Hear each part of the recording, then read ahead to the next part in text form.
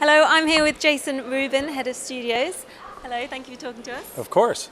So this is obviously a very busy time for you. Can you Yes. tell us a bit more about some of the obviously projects you've been involved with? Yeah, absolutely. This is a huge day. We're showing off our launch lineup for Rift, the first time that high-end positionally tracked VR is going to be available to the consumer. We have 41 titles here today.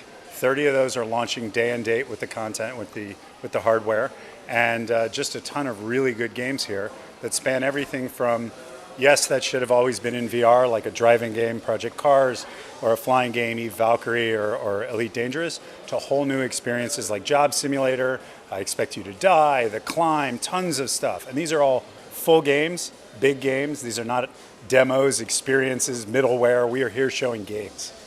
And can you tell us about some of the outside studios you've been working with? Yeah, absolutely. Well, I just mentioned Crytek for The Climb. We've been working with Insomniac for Edge of Nowhere.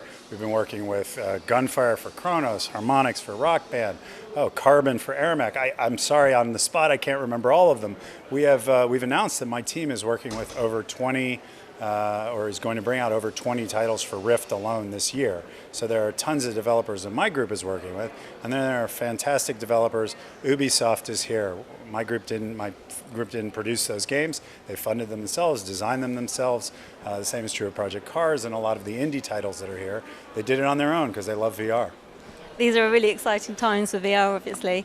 Really exciting times. Can you tell us of some of the titles that are ready to launch?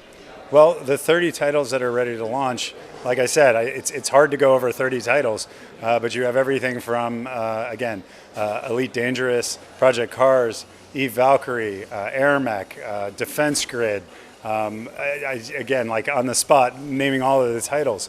Fantastic titles, and they are full games. These are games that are immersive. We also have a lot of stuff that was available on Gear VR that people may be familiar with, that's been up-res, brought to Rift, positionally tracking's been added. You have Gunjack, you have Darknet, just a lot of titles. So 2016 is obviously going to be the big year for VR. What projects in the future have you got in the pipeline?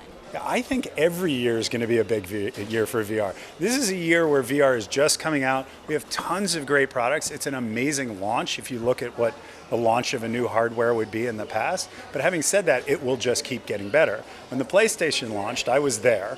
There was very little at launch day, and it took a year to get to Tomb Raider and Gran Turismo. Crash Bandicoot, the game that I did, came out a year after.